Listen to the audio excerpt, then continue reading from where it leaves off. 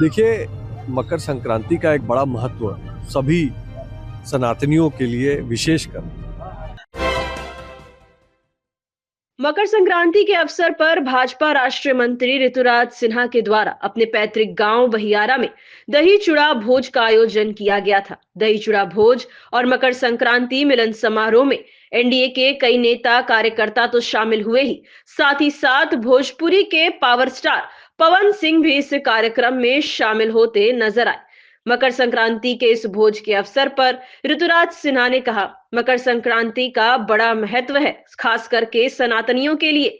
देश के किसी भाग में इसे लोहरी कहते हैं तो कहीं उत्तरायण कहते हैं और हमारे यहाँ मकर संक्रांति एक बड़ा पर्व है। इसी क्रम में अपने पैतृक गांव में भोज और मकर संक्रांति मिलन समारोह का आयोजन किया। वहीं एक और बड़ी बात ये दिखी कि इस भोज में, इस कार्यक्रम में भोजपुरी अभिनेता पवन सिंह भी शामिल हुए। अगर आपको याद हो, पवन सिंह पिछले साल लोकसभा चुनाव में चुनावी मैदान में उतरे थे।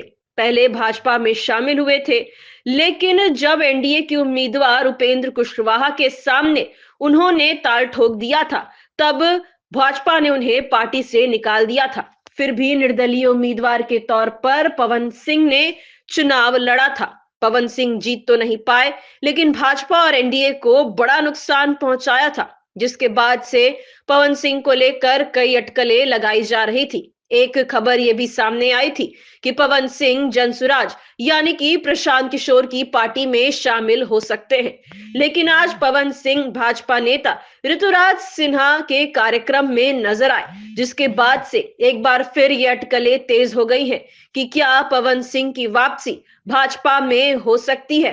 पवन सिंह को लेकर अब कई तरीके के कयास लगाए जा रहे हैं। ऋतुराज सिन्हा के इस कार्यक्रम में एनडीए नेताओं के साथ साथ भोजपुरी अभिनेता पवन सिंह शामिल हुए, तो इस बात की चर्चा तेज हो गई कि क्या भाजपा से निकाले गए पवन सिंह एक बार फिर भाजपा के साथ हो सकते हैं। Bureau report, city post live. देखिए, मकर संक्रांति का एक बड़ा महत्व सभी सनातनियों के लिए विशेषकर, और देश का कोई भाग हो, लोहड़ी मनाते हो लोग, उत्तरायण कहते हो या पोंगल कहते हो या हमारे यहाँ मकर संक्रांति कहते हो, एक बड़ा पर्व, एक बड़ा अवसर हम सभी के लिए।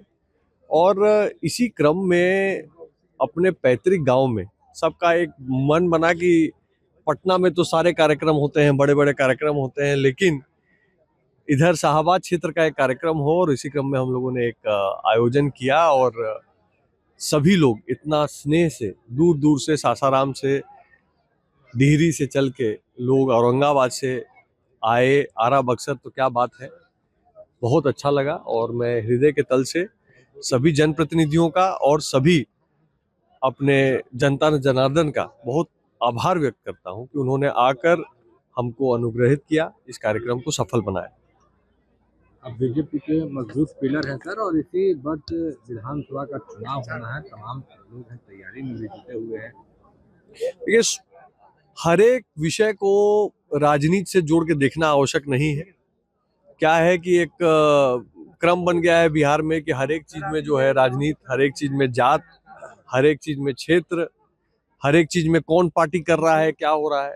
अरे भाई, आज आपने देखा यहाँ अलग अलग पार्टियों के हर एक जात, मैं तो ये कहूंगा कि कई अपने मुसलमान भाई भी आके हमारे बीच में जो है इस पर्व के नाते आके, और उन्होंने भी अपना जो है शुभकामना व्यक्त किया। शाहबादी लोग जो है बड़े दिल के लोग होते हैं, और बड़ा दिल रखिए, हर एक चीज में राजनीति मत लाइए। ईश्वर की कृपा सब पे बनी रहे, ऐसी प्रार्थना करिए।